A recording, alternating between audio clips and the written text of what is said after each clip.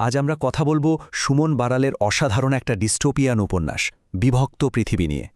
ভাবুন তো, এমন একটা পৃথিবীর কথা যেটা কিনা আক্ষরিক অর্থেই দুটো ভাগে ভাগ হয়ে গেছে, আলো আর অন্ধকার।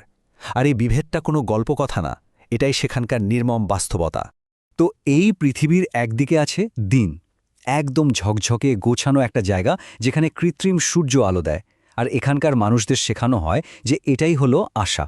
আর ঠিক তার উল্টো দিকে আছে রাত, একটা বন্য নোংরা বিশৃঙ্খল জায়গা।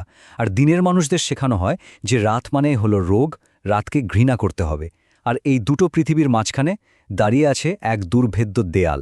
ব্যাপারটা হলো, এই পৃথিবীকে কিন্তু ইচ্ছে করেই দুটো ভাগে ভেঙে ফেলা হয়েছে। মানে এটা কোনো প্রাকৃতিক ব্যাপার না। আর প্রত্যেকটা ভাগকে ছোটবেলা থেকে শেখানো হয় অন্য ভাগকে ভয় করতে, ঘৃণা করতে।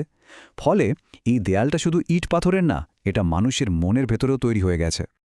আর এই পুরো নিয়ন্ত্রণের কেন্দ্রে কে আছে জানেন? সে হল রা, দিনের ঈশ্বর রাজা। তার শাসনটা চলে পুরোপুরি কন্ট্রোল আর নিখুঁত প্রচারণার উপর। আর তার হাতে আছে সোনালি বর্ম পরা এক সৈন্যবাহিনী, যারা এটা নিশ্চিত করে যে তার বানানো বিশুদ্ধতা আর আলোর আদর্শ থেকে কেউ যেন এক চুলো না নড়ে। মানুষের মাথায় এই আদর্শটা ঢুকিয়ে দেওয়ার জন্য তারা কি করে? তারা দিন রাত প্রচারণা চালায়।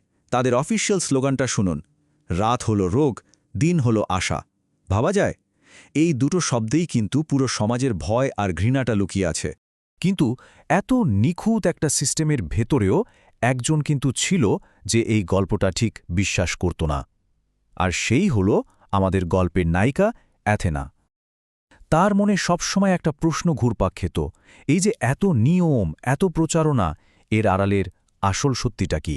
আর অ্যাথেনার মনের ভেতরের ওই ছোট্ট সন্দেহটাই জানেন ধীরে ধীরে একটা বিদ্রোহের স্ফুলিঙ্গে পরিণত হয়। এমন একটা স্ফুলিঙ্গ যা পুরো সিস্টেমটাকে জ্বালিয়ে দেওয়ার ক্ষমতা রাখে।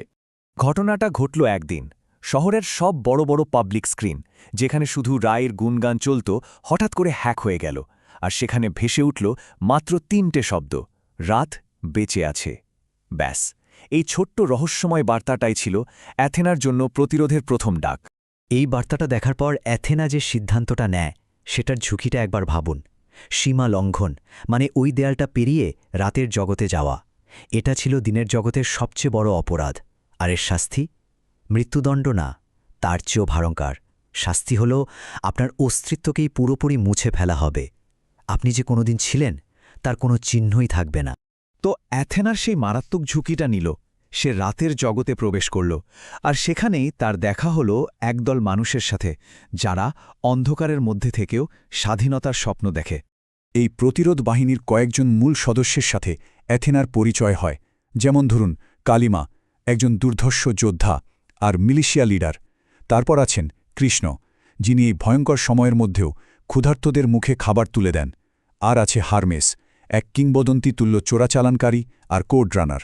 আর রাতের জগতে পা রাখতে না রাখতেই এথিনাকে তার প্রথম অগ্নি পরীক্ষা দিতে হয়। তাকে সরাসরি লড়তে হয় রার সবচেয়ে ভয়ঙ্কর আর ধর্মান্ধ সৈন্যদল রিডিমার্সের বিরুদ্ধে। এই লড়াইটাই তাকে একজন সাধারণ দর্শক থেকে একজন সত্যিকারের বিদ্রোহীতে পরিণত করে। এখান থেকেই গল্পটা মোড় নেয়। একটা ছোট বিদ্রোহ থেকে এটা পরিণত হয় এক বিশাল যুদ্ধে, একটা পুরো সাম্রাজ্য আর তার স্বঘোষিত ঈশ্বরকে মাটিতে নামিয়ে আনার যুদ্ধ।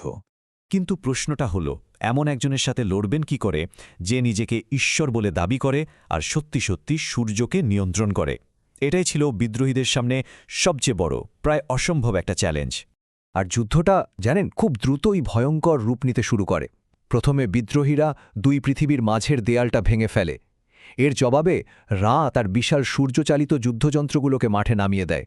কিন্তু গল্পের সবচেয়ে ভয়ঙ্কর টুইস্টটা আসে তখন, যখন রায়ের টাওয়ারের নিচ থেকে এক প্রাচীন, প্রায় পৌরাণিক এক দানব জেগে ওঠে।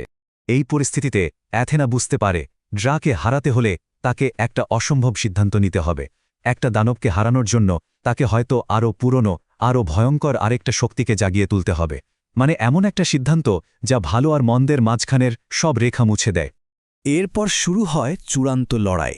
অ্যাথেনা সেই প্রাচীন সত্তাকে মুক্ত করে দেয়, আর সেই সত্তা সরাসরি রায়ের মুখোমুখি হয় এবং তার ঐশ্বরিক শক্তিকে পুরোপুরি শুষে নেয়। আর এর ফলে ঈশ্বর রাজার সেই বিশাল টাওয়ারটা হুড়মুড় করে ভেঙে পড়ে, রায়ের শাসনের অবসান ঘটে। কিন্তু ভাববেন না এখানেই গল্প শেষ, বরং আসল গল্পটা হয়তো এখান থেকেই শুরু।